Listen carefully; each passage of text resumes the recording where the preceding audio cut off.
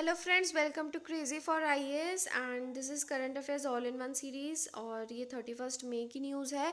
And why all in one? Because आपको पता है कि हम जितने भी प्लेटफॉर्म्स वगैरह की न्यूज़ है उनको यहाँ पे कंपाइल करते हैं ताकि आपको हर कहीं ना जाना पड़े और आपका रिवीजन भी इजीली हो जाए। Okay, so if you want you can fast forward the thing for revising. Okay, and अगर आपको अच्छा लगता है तो प्लीज़ इनको इस चैनल को और इन वीडियोस को शेयर कीजिए ताकि दूसरों को भी फ़ायदा मिले और हमको भी मोटिवेशन मिले इसको करने का। And also keep giving the feedbacks.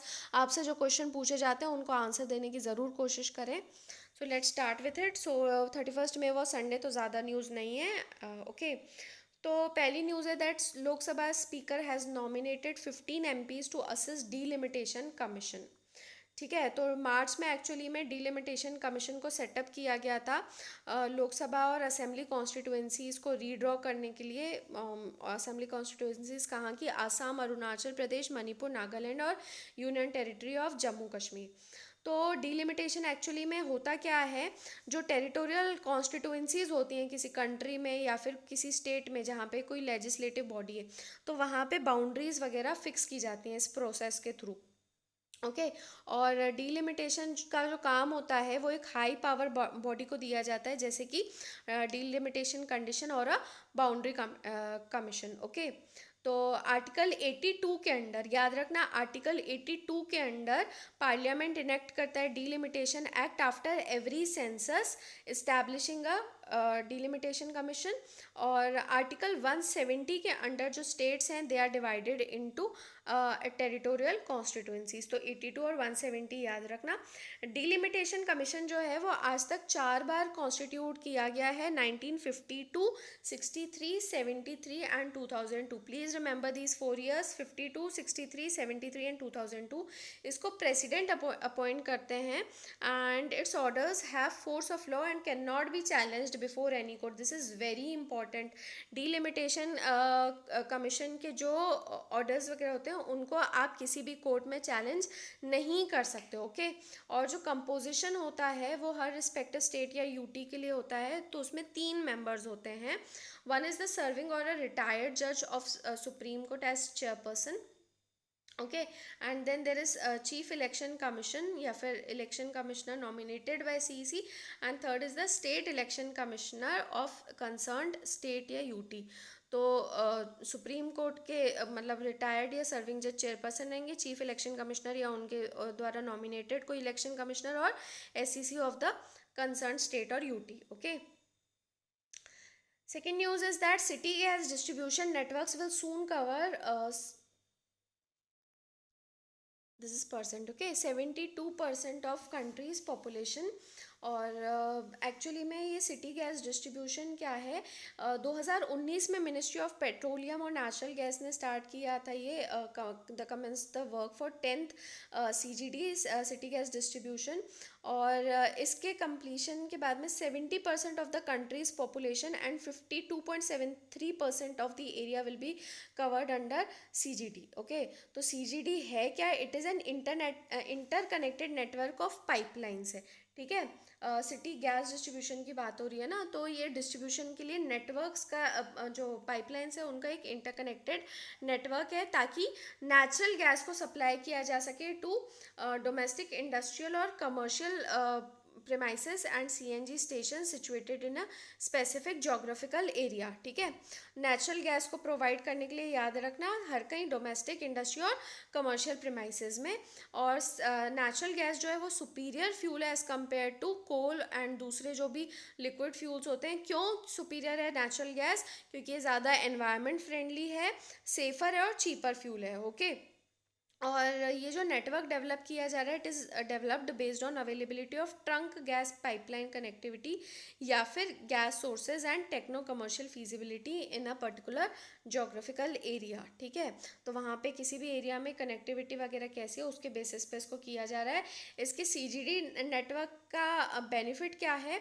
एक तो अनइंटरप्टेड सप्लाई होगा कुकिंग फ्यूल का। ठीक है, पूरा पाइपलाइन से आएगा तो उसमें बीच में इंटरप्शन नहीं रहेगा। Okay, to households and it will help in combating industrial pollution, क्योंकि हमने बोल दिया एनवायरनमेंट फ्रेंडली है, चीप है इसलिए कॉस्ट सेव होगी, and moving towards gas based economy, तो कार्बन एमिशंस भी जो हैं वो कम होंगे। ओके, कोल वगैरह से जो बहुत ज़्यादा होते हैं वो कम होंगे इससे, नेचुरल गैस की वजह से। ओके, और इनिशिएटिव्स क्या लिए गए हैं सीजीडी को प्रमोट करने के लिए? पहली बात तो उसको पब्लिक यूटिलिटी स्टेटस दिया गया इंडस्ट्रियल डिस्प्यूट्स एक्ट ऑफ 1947 के under.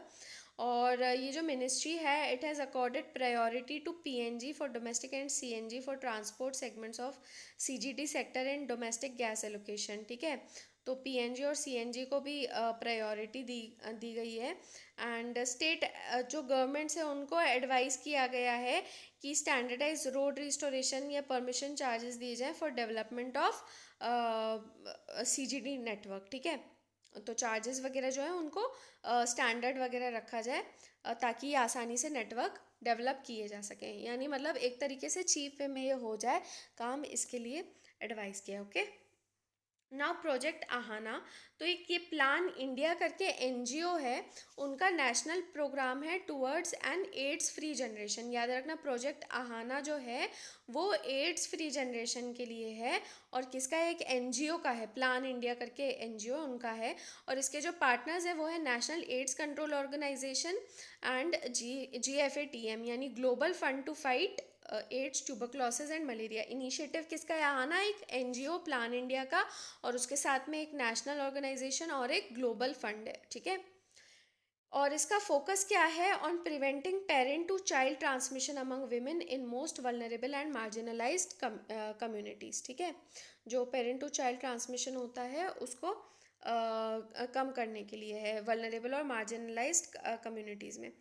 Then Amery Ice Shelf, तो ये एक सेंटर है, national centre for polar and ocean research, तो उनके अकॉर्डिंग 24% इंक्रीज हुआ in expansion of AIS boundaries in Antarctica by 2021। तो ये मतलब इंक्रीज होगा, 24% इंक्रीज हो जाएगी इस एमरी आइस शेल्फ की बाउंड्री।